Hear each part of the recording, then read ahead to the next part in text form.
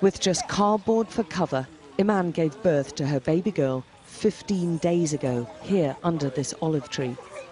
All but one of her 6 children have been born during the Syrian civil war. She fled here to get away from the regime shelling and gave birth to her latest hours after she arrived. When my children hear any sound, they're frightened. What have they done wrong? Why should they suffer? They've escaped to Idlib, the last rebel outpost in the country, and now the most densely populated region of Syria, packed with civilians who fled the fighting elsewhere and now have nowhere else to run to. I've been asked to wear Muslim dress to respect local customs, and everyone tells me they're desperate for help. They're living out here in a farmer's field.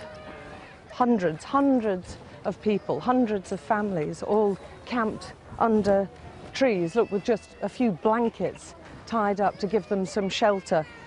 At least 3 babies, at least 3 have been born here. How much longer they can continue, they're saying not very much longer at all. For those pregnant, like Manal, giving birth here is a terrifying prospect.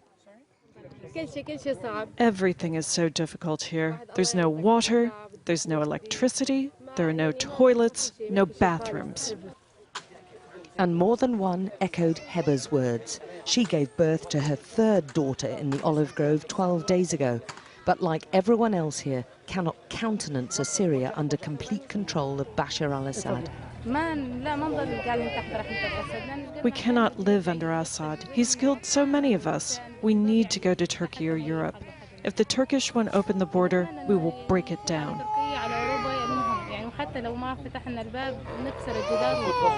And officials here are warning of another humanitarian disaster if the fighting continues.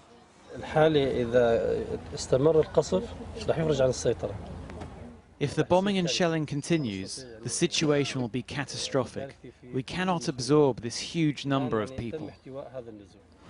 3 million people have taken shelter inside Idlib city and province after fleeing attacks elsewhere. But the HTS rebel groups now in control here, deemed a terrorist outfit by the regime, who want to crush it and regain control of Idlib. They say that we're terrorists. Are these terrorists? He's talking about the children there. The regime is not fighting jihadists. They're attacking civilians, children and women. They bombed hospitals, mosques, and even wells for water where people gather.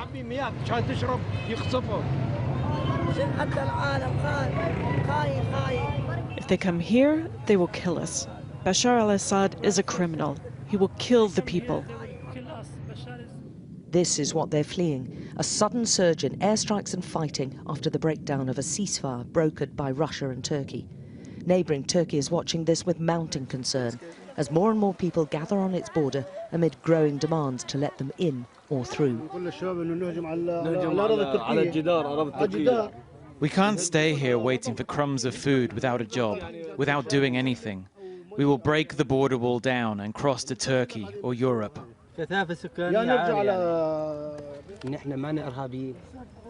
The regime says we're terrorists, but we're only civilians. You've seen all the women and babies here. They target them. We cannot accept the regime.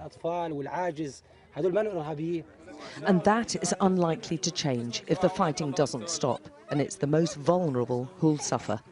Alex Crawford, Sky News in Idlib, Syria.